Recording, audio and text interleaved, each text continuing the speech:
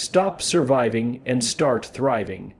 You were not created to live in fear or depend on unstable systems. You were put on this earth for divine abundance, but a poverty mindset is holding you back. Are you ready to break free and discover your true source? You were not created to live in fear.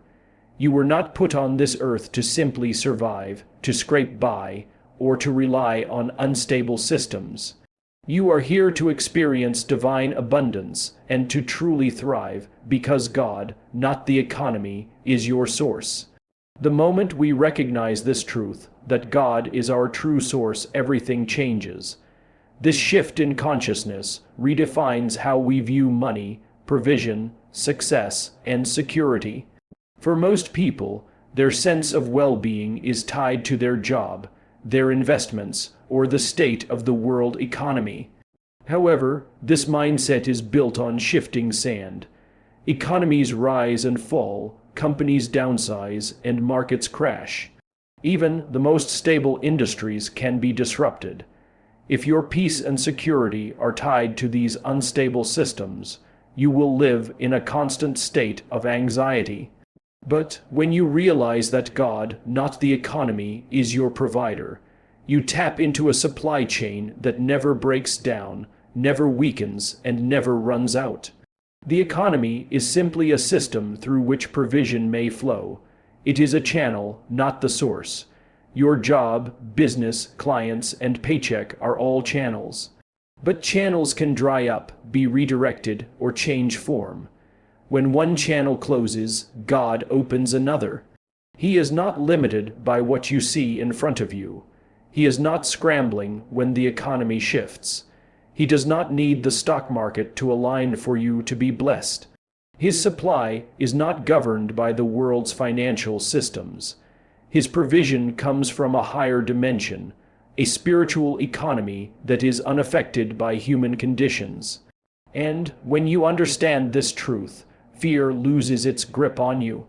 Most people look at their circumstances and say, "I can't make it because the economy is down, business is slow, inflation is up, and everything is getting worse."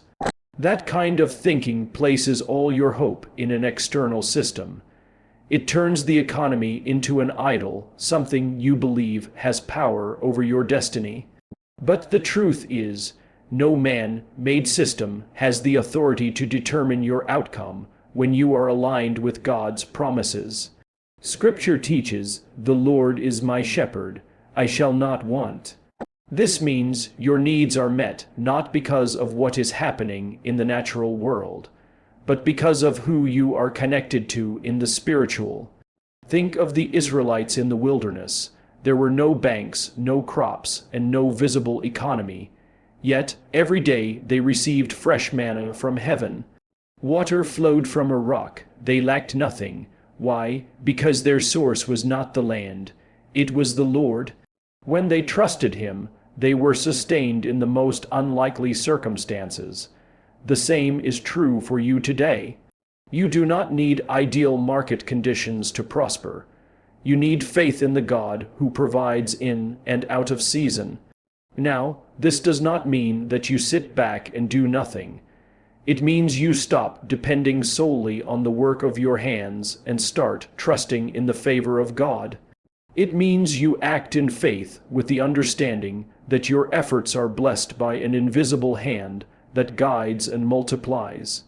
God uses natural means to bring about supernatural outcomes. He can cause your resume to stand out. He can bring clients to your doorstep. He can put your name in rooms you have never entered. But it starts with the belief that He is the source behind it all. When you see God as your source, your anxiety over money begins to dissolve. You do not panic when bills show up. You do not spiral when business slows down. Instead, you go to the one who provides. You pray with confidence. You expect with faith. You move with boldness because you know that your future is not limited by human systems. It is anchored in divine supply. That awareness becomes your strength. It becomes your peace.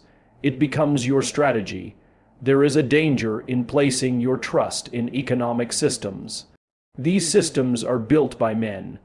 They are controlled by policies, corporations, markets, and agendas that shift constantly. And when you tie your identity or your peace to them, you become subject to every wave that moves through the financial world. One headline can destroy your confidence. One downturn can steal your hope. That is not how you were designed to live. You were created to live by faith, not fear. You were created to live by promises, not predictions. God's economy is not reactive. It does not depend on GDP, inflation, or currency values. He fed thousands with 5 loaves and 2 fish. He brought water out of dry places. He used ravens to feed prophets. These are not metaphors. They are demonstrations of how God's provision is not tied to the world's systems. And if he could do it then, he can do it now. The channel may look different, but the source remains unchanged. Once you embrace this truth, you will stop trying to force open doors. You will stop worrying about how it will happen and start trusting in who makes it happen. When your mindset shifts from, "I need the economy to improve," to "I trust God to provide," you begin to operate in spiritual power. You become unshaken by the news. You become immune to panic, not because you are disconnected from reality, but because you are grounded in a greater reality, the truth of divine provision. The peace that comes from knowing God is your source is not fragile. It does not depend on external confirmation. It lives deep within you and flows out as confidence, clarity, and calm. This way of thinking is not just spiritual, it is practical. It helps you make wiser decisions because you are not acting from fear. It helps you spot opportunities others miss because you are guided by the Spirit, not trends. It allows you to be generous even when others are hoarding. And that generosity opens new channels of provision because you have proven that money does not control you.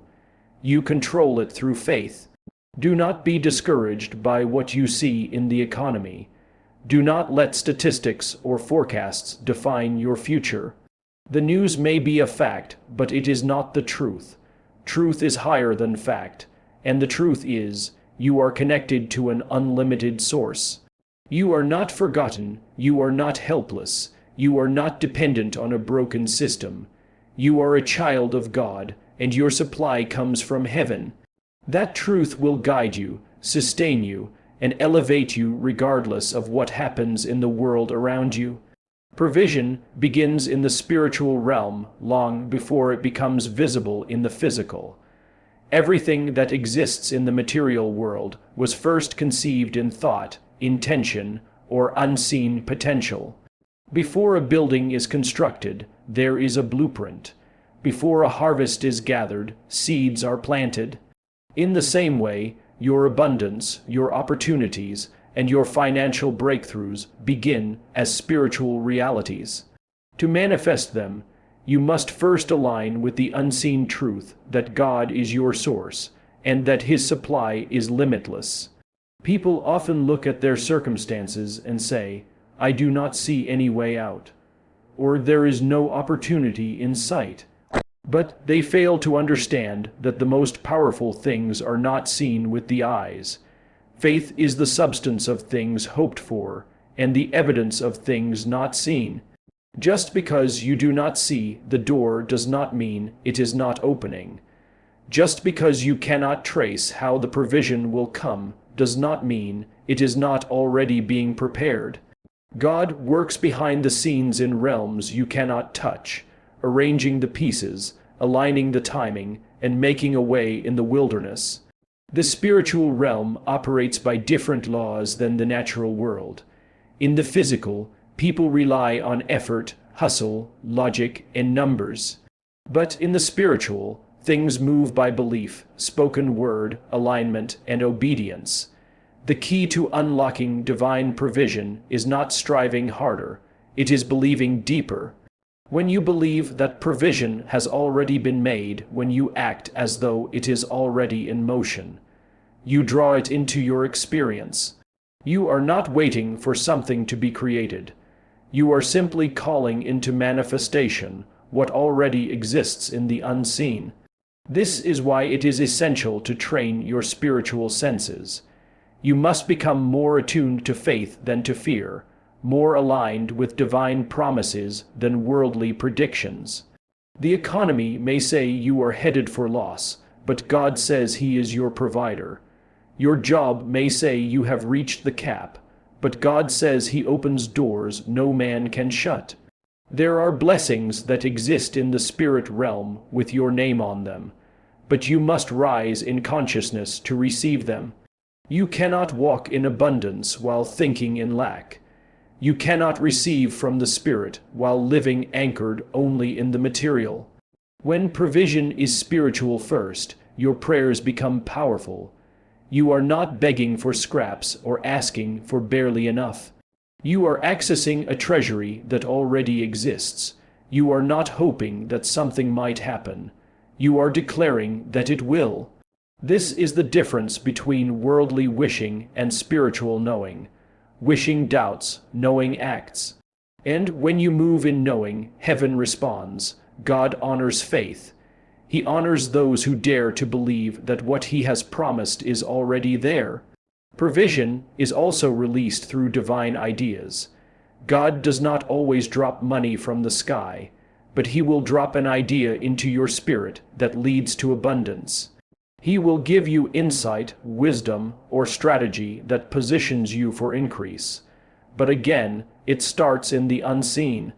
That moment of inspiration, that nudge to try something new, that inner prompting to reach out or start again. That is how provision begins. It does not always look like a financial breakthrough at first. Sometimes it looks like clarity, courage, or a decision. And when you act on what you receive spiritually, you unlock the flow of supply in the natural. People miss provision because they only look for the material. They pray for money but ignore the inspired idea that would generate it. They ask for favor but reject the prompting that requires faith. They want immediate visible results, but God often works by planting seeds. Those seeds must be received, nurtured, and acted upon. The harvest does not come before the seed. It comes after belief and action have partnered with divine timing. This is why gratitude plays such a crucial role. When you thank God in advance, you are acknowledging that the answer already exists. You are aligning with the reality that supply is not created when you pray. It is accessed when you believe. Gratitude tunes your heart to the frequency of faith. It tells your spirit it is done, even when your eyes see nothing. And when you live from that place of trust, provision begins to flow more freely. There is also a supernatural timing to provision. You may think something is late, but in the spirit it is right on time. Delay does not mean denial. Just because you have not seen the answer yet does not mean it is not on its way. What is being worked out in the unseen is often far greater than what you originally expected. God's timing is perfect. He sees what you cannot. He knows what is best for you. And sometimes the wait is a form of protection. Sometimes it is preparation. Sometimes it is positioning. But it is never a sign of abandonment. Living from the awareness that provision begins in the spiritual changes how you pray, how you move, and how you expect. You begin to speak life into your finances. You stop rehearsing defeat. You stop aligning your language with lack. Instead, you declare truth. All my needs are met. Provision is flowing to me. Divine opportunities are locating me now. How to break the spirit of lack. Your words are not empty affirmations. They are spiritual activations. They carry power, and when aligned with faith, they unlock heaven's resources. Provision is not about striving harder. It is about believing deeper. It is about recognizing that you are a spiritual being with access to a divine inheritance. When you connect with that truth, the world around you begins to shift. Resources come, people show up, breakthroughs happen, but it all starts within. Your internal world must be aligned with abundance before the external world can reflect it. You do not receive what you want. You receive what you believe. You receive what you expect. You receive what you are spiritually aligned with. You may not see it yet. You may not know how it will come, but do not let that stop you. Keep your heart open. Keep your spirit expectant. Keep declaring the truth. Keep sowing in faith. Keep thanking God in advance. Because, in the spiritual realm, your provision is already established. It is not a question of if, but only a question of when. When you understand that provision is spiritual first, you stop chasing money and start attracting it. You stop striving and start receiving. You stop fearing and start flowing. Provision exists. It is already assigned. It is already waiting, and your faith is the bridge that brings it from the unseen into the seen. So rise in belief. Walk in expectation and know that what is being prepared in the Spirit will soon manifest in your life. The spirit of lack is not simply the absence of money or material possessions. It is a deeply rooted mindset that distorts how we perceive ourselves, our circumstances, and God's provision. It whispers lies that there is never enough, that you are not worthy of abundance, and that your needs will always outweigh your supply. It conditions you to believe that struggle is permanent, that wealth is reserved for others, and that you must hustle, strive, and compete for scraps. But this spirit is not from God. It is rooted in fear, and fear is the enemy of faith. To walk in divine abundance, you must first confront and break the spirit of lack that seeks to keep you small, insecure, and doubtful. Lack is not just physical, it begins in the mind. A person can have money and still be ruled by lack. They can live in a big house and drive a luxury car, yet constantly fear that it could all disappear. That fear leads to hoarding, anxiety, stinginess, and suspicion. True abundance is not measured by possessions. It is measured by the freedom in your spirit and the peace in your heart. When you believe that God is your source and that His supply is infinite, the fear of lack begins to lose its grip on you. You stop living in panic and start living in trust. The world trains people to think in terms of scarcity. You hear it in conversations. There is not enough to go around. Times are tough. Money does not grow on trees. These phrases may sound harmless, but they plant seeds of limitation in the mind. Over time, those seeds grow into beliefs, and those beliefs shape behavior. You begin to say no to opportunities because they feel too risky. You hold back from giving because you fear you will not have enough left. You settle for less because you do not believe more is possible. But the truth is, lack is not your portion. You were created in the image of an abundant God who owns all resources, knows no limitation, and delights in blessing His children. To break the spirit of lack, you must begin by identifying where it lives in your life. Is it in your thoughts, your words, your actions? Every time you say, "I can't afford that," or "I will never get ahead," you are reinforcing the chains of limitation. The first step in breaking them is to challenge the internal dialogue that supports them. Instead of saying, "I can't," begin to say, "God can." Instead of saying, "There is not enough," declare, "There is always more where that came from." These are not empty affirmations. They are spiritual corrections. They rewire your thinking to align with divine truth. Lack often masquerades as humility. People are taught that to desire more is greedy, or that living with little is noble. But there is nothing holy about poverty when it is driven by fear. God never intended for his children to barely survive. He promised abundance not for the sake of vanity, but for the sake of purpose. When you are blessed, you can be a blessing. When you are free from financial fear, you can serve more, give more, and live more fully. Breaking the spirit of lack is not about chasing wealth. It is about removing the chains that keep you from your God-ordained freedom. Another powerful way to break the spirit of lack is through giving. It may seem counterintuitive, but giving is one of the most spiritual acts of defiance against fear. Lack says, hold tightly. Faith says, release it and trust God to multiply it. When you give, you declare that money does not control you. You prove to yourself and to God that your heart is not bound by materialism. Giving loosens the grip of fear and opens the flow of provision. It does not have to be large, it just has to be obedient. Whether it is money, time, encouragement, or resources, giving shifts your mindset from scarcity to abundance. Lack is also broken by renewing your sense of identity. If you see yourself as someone who is always struggling, always behind, always at the bottom, you will unconsciously act in ways that confirm that image. But when you begin to see yourself as a beloved child of God, highly favored, abundantly supplied, and walking in divine alignment, your choices begin to change.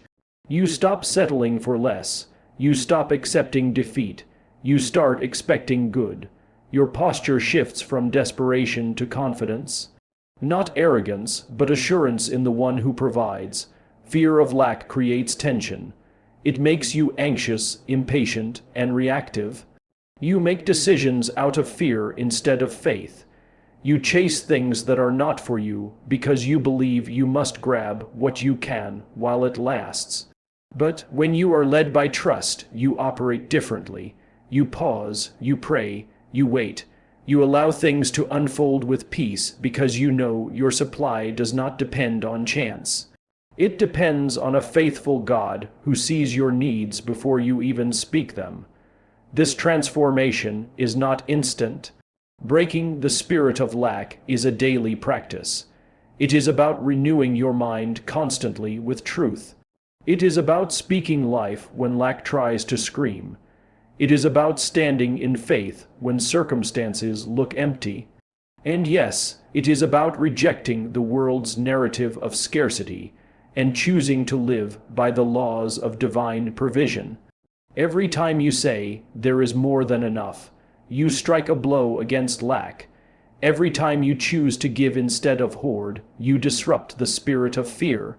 Every time you trust God instead of obsessing over numbers, you expand your capacity to receive.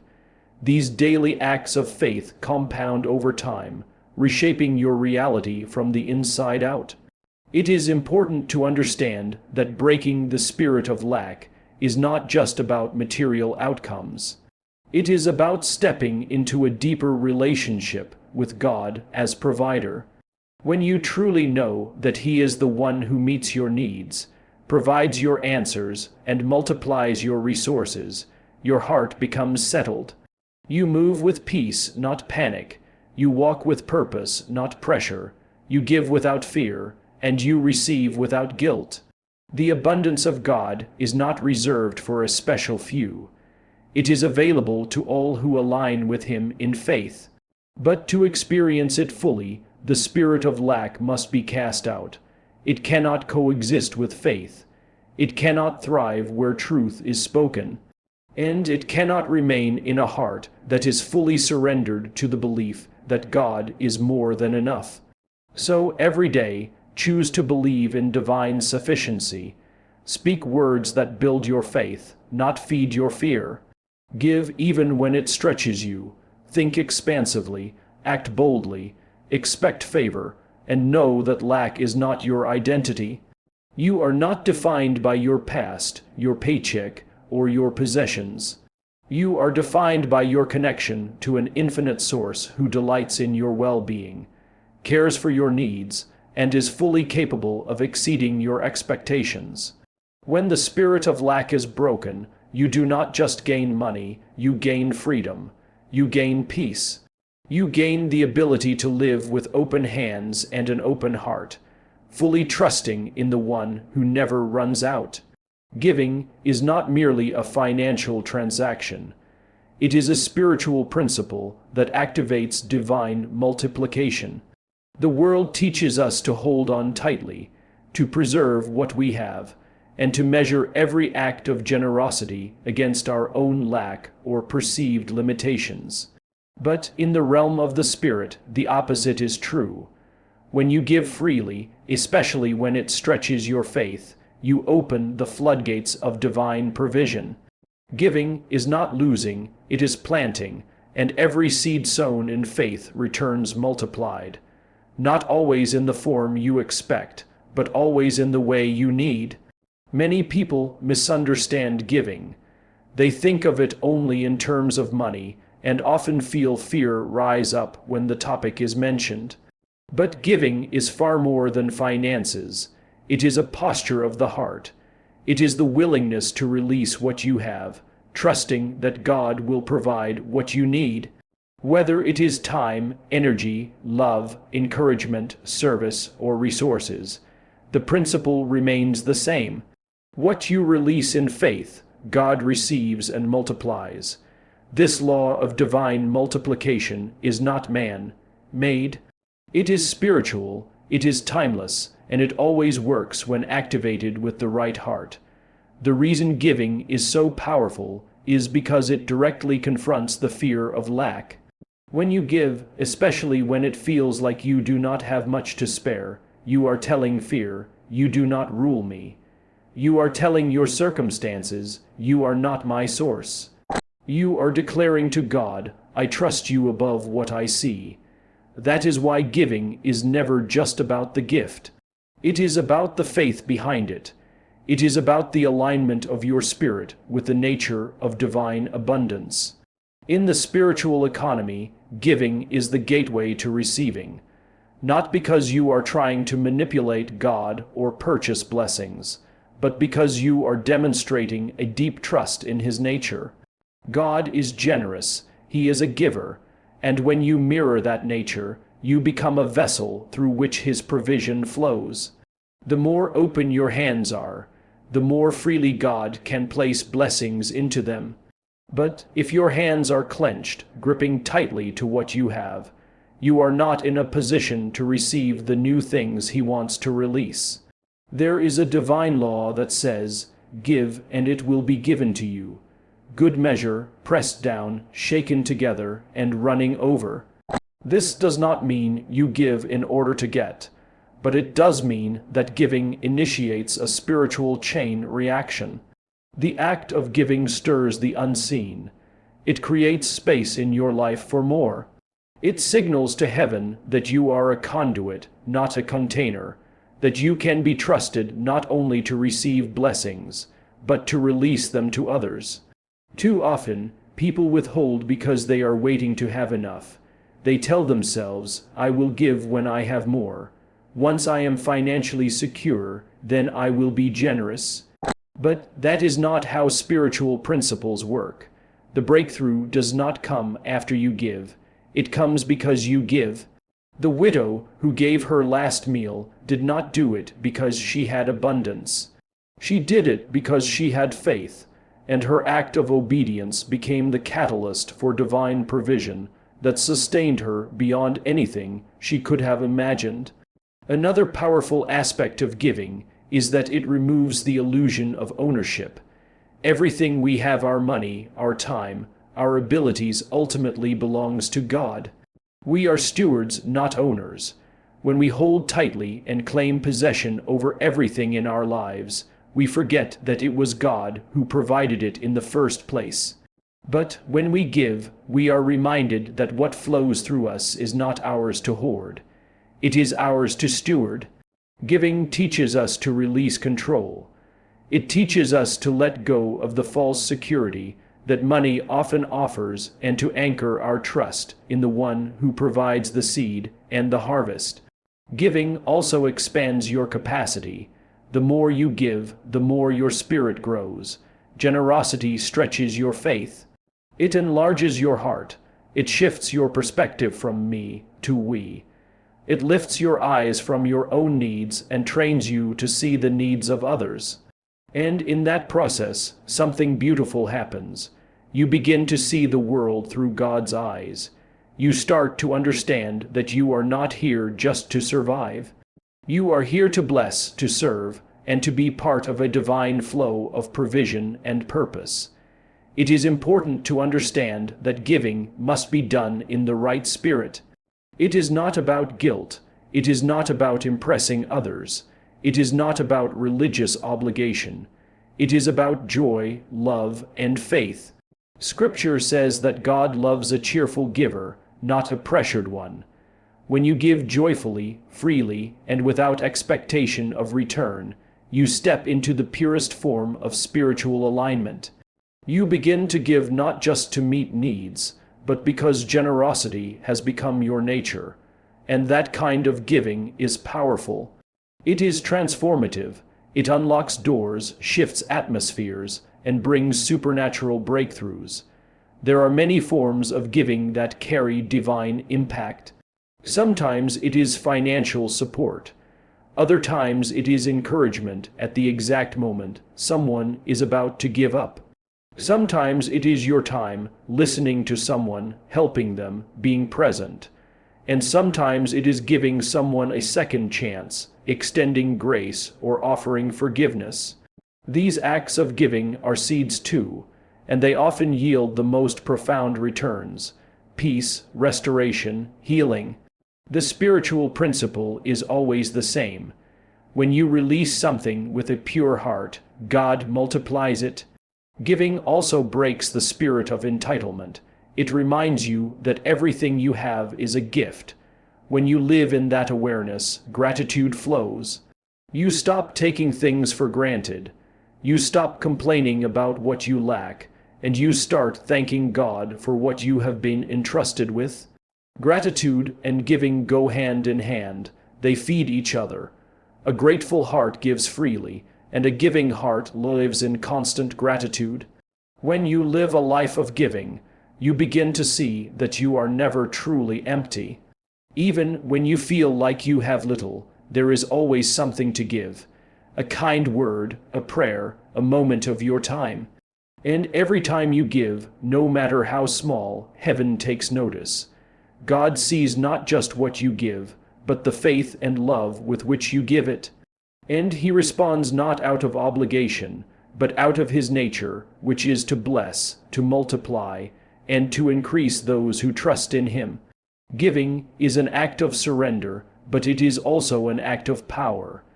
It declares to your fear that you are not a victim of circumstance. It proclaims to the world that your supply does not end with what you see. It connects you to the greater flow of divine abundance that never runs dry.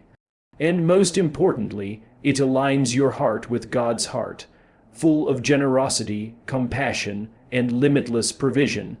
When you give in faith, you are not losing. You are sowing into a spiritual field that cannot fail to produce a harvest. And that harvest will come often in ways you never expected. At times you never predicted, but always right on time. When one channel of provision closes, it is not the end of your supply. It is a redirection. It is a shift, not a shutdown. The channel may change, but the source remains the same. God is not dependent on one path to bless you. He is not limited to your job, your business, your contacts, or any one opportunity.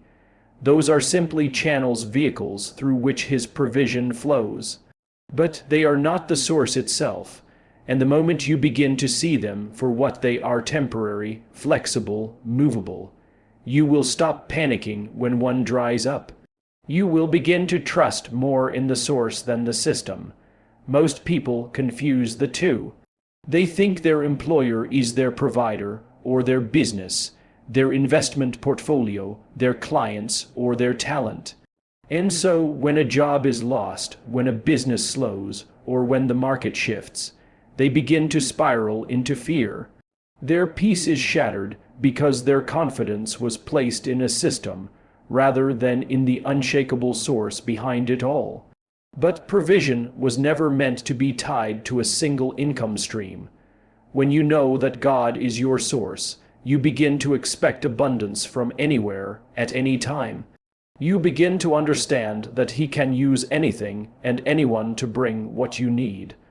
Throughout history and Scripture, we see this truth played out repeatedly. A brook dried up, but God sent a raven. A famine came, but He multiplied flour and oil. A crowd was hungry, but He used 5 loaves and 2 fish. Over and over, God demonstrates that He is not bound by visible resources. He is not confined to logic or linear thinking. He is the master of multiplication, the creator of divine detours, and the author of unexpected outcomes. Just because one channel ends does not mean the supply ends. It simply means the supply is about to arrive through a different means. This is where faith must rise. Faith is what allows you to move forward when the familiar dries up. Faith is what keeps you stable when the ground shifts beneath your feet. Faith is what whispers, something better is on the way. When everything around you screams lack, God is always moving, always working. What looks like a loss may be the exact redirection needed to position you for the next blessing.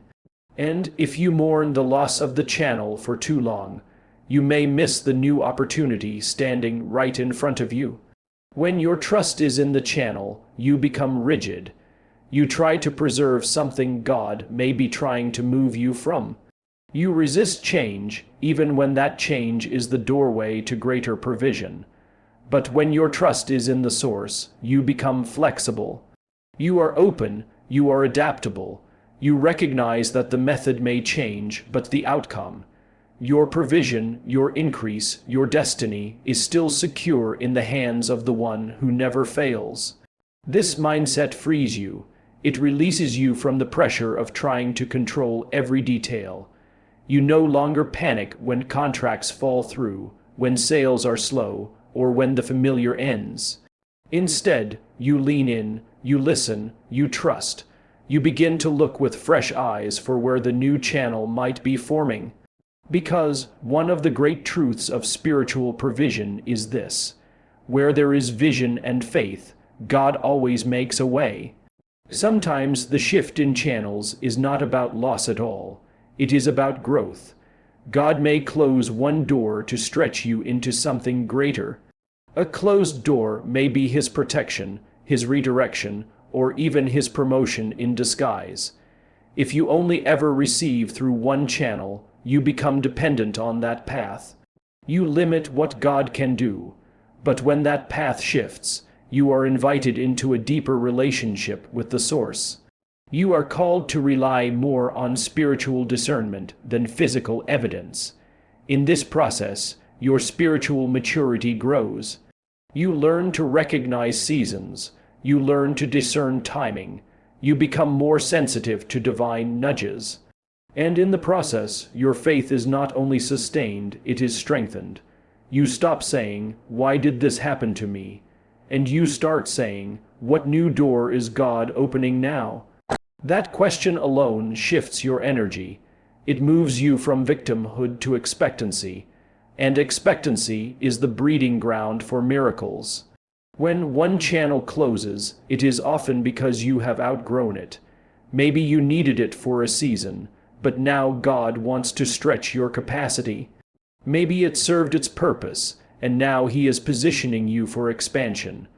Or maybe that channel has been blocking a better one, something more aligned with your calling, your growth, your future. Whatever the reason, know this: God is not just the God of enough. He is the God of more than enough. And when He closes one flow, He is already preparing another. This is why gratitude is so vital even in transitions. Being thankful for the closed channel honors the season it served you. It also opens your heart to receive the new. Gratitude keeps your spirit aligned with trust. It protects you from bitterness and fear. And it reminds you that every chapter, whether beginning or ending, is part of a bigger divine narrative that is always working for your good. Practically, this means you should always be ready for God to surprise you. Be open to new ideas. Be willing to shift. Stay sensitive to divine inspiration. Do not box yourself into one way of receiving. If God provided once, He will provide again. And often He does it through unexpected places. An old contact might reappear. A random opportunity may emerge. A new gift or idea may rise within you. Pay attention, stay aware, keep your spirit open. What you call closed may only be closed in the natural. In the spirit, something else has already been released. But spiritual provision requires spiritual alignment. It requires trust. It requires the willingness to let go of the familiar so you can embrace the miraculous. It means walking by faith, not by sight, even when the numbers do not add up, even when the doors are closing, even when you feel like you have run out of options. God's supply is not linear. It is not limited. It is not fragile. He is not scratching his head trying to figure out how to provide for you. He already has a way prepared. Your job is to stay connected to Him, the source. To stay in expectancy, to move when He says to move, to trust when you do not understand, and to believe that every ending is just the beginning of something greater. So, when a channel closes, do not despair, do not cling, do not freeze in fear. Stand in faith. Remind yourself that the channel was never the source. It was simply one method God used to bring you what you needed. And if He did it before, He will do it again. Maybe differently, maybe through someone new, maybe in a way you never imagined. But the outcome is certain. Your needs will be met, your provision will arrive, and your journey will continue because the source has not changed. Faith is the invisible force that bridges the gap between what is promised and what is seen. It is the key that unlocks the reality of divine abundance, even when circumstances suggest otherwise. Faith does not require evidence, it creates it. It does not wait for confirmation from the world. It moves on the assurance of God's word.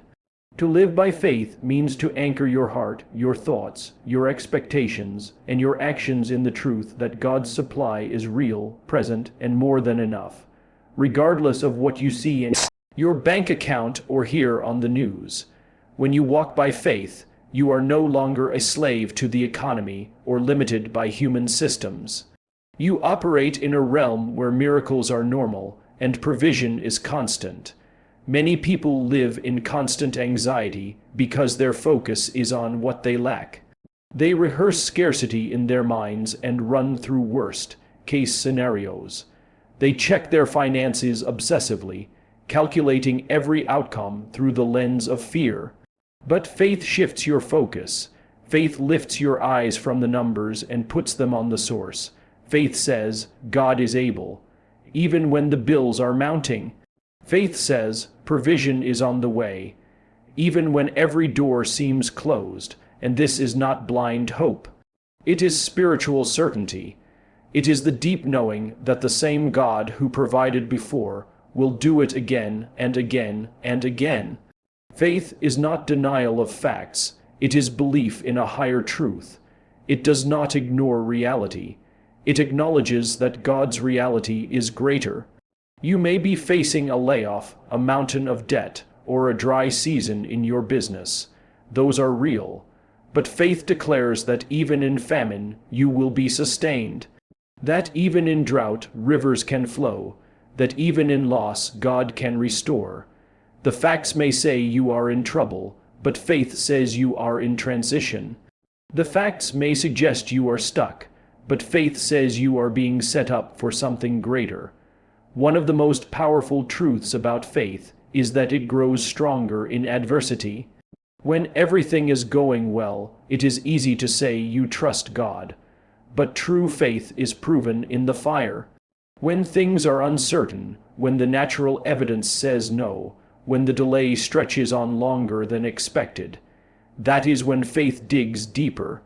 That is when you decide to believe anyway, to worship anyway, to give anyway, to expect anyway. And in that space, something shifts. Heaven responds to persistent faith, not because you earn favor, but because faith aligns you with the frequency of God's supply. Faith does not mean passivity. It does not mean sitting still and hoping for the best. Real faith moves. It acts, it obeys. When God gives you an instruction, no matter how small or unusual, faith says yes. It might be to apply for a job that seems out of reach. It might be to sow a financial seed when you feel stretched. It might be to forgive someone, release an old burden, or speak boldly when you would rather shrink back. Faith expresses itself in action. You cannot say you believe and then do nothing. If you trust the provision is coming, you make space for it. You prepare as though it is already on the way. Faith also has a voice. What you speak shapes what you see.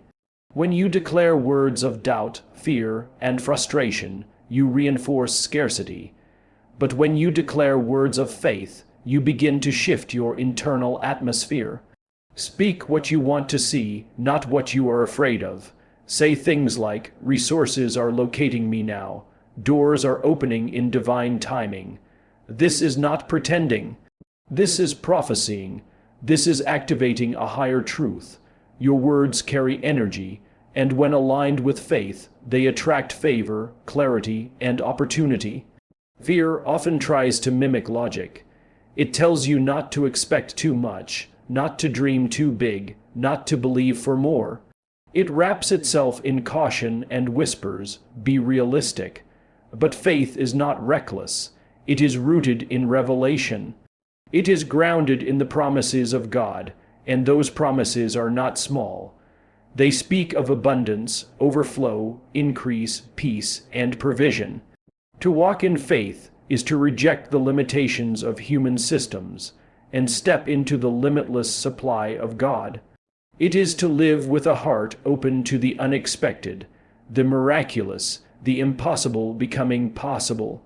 Faith transforms how you manage what you already have. When you operate in faith, you treat your current resources as seed, not as a shortage. You stop saying, "This is not enough," and you start saying, "This is the beginning." You become a faithful steward, knowing that how you handle little determines your readiness for more. Faith teaches you that every resource has purpose, every opportunity has potential, and every act of obedience is building toward a breakthrough you may not yet see. Living by faith also protects your peace. When others are panicking about the economy, you remain calm. When the news is filled with fear, you remain anchored, not because you are naive, but because you know who holds your future. Faith allows you to rest in the middle of storms. It lets you sleep while others worry. It gives you the boldness to walk into your future with confidence, knowing that you are never alone and never without supply. There will always be temptations to revert back to fear, to shrink your vision, to limit your expectations. That is when you must feed your faith, stay in the Word, surround yourself with truth, remind yourself daily of what God has already done in your life. Make a habit of gratitude, because thanksgiving fuels faith. The more you thank God for what you have, the more aware you become of His presence in your process. And the more aware you are of His presence, the easier it is to trust His provision. Faith is a journey, not a destination. It grows with use, it deepens over time, and it matures in trials. You will not always feel it, but faith is not a feeling. It is a decision.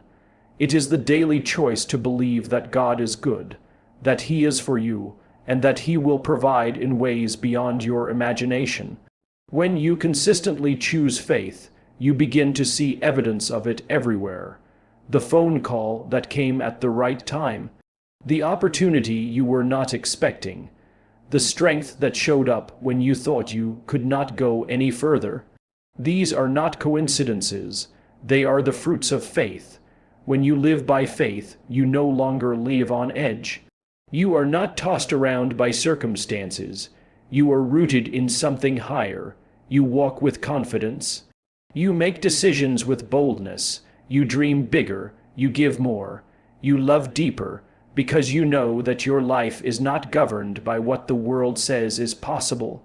It is governed by what God has already promised, and His promises are sure. His timing is perfect. His provision is unstoppable. To live by faith is to declare every single day, I may not see it yet, but I believe it is coming. I may not understand how, but I trust the who. I walk not by sight, but by faith, and that faith is leading me straight into divine abundance. That kind of faith does not just change your finances. It changes your entire life. So today, make the decision to walk by faith, not by sight, not by fear, not by limitation. Let your faith rise above what the world says is possible. Let it silence the voices of doubt and lack. Let it guide your actions, shape your words, and anchor your heart in truth. You are not at the mercy of the economy. You are not bound by your past. You are not disqualified by your current circumstances. You are connected to an unlimited source. And that source is faithful. Provision is not a matter of chance. It is a matter of trust. And when you place your full trust in God, the impossible becomes possible. And with that, what once seemed distant begins to move toward you. Stand boldly. Speak with confidence. Act with expectation.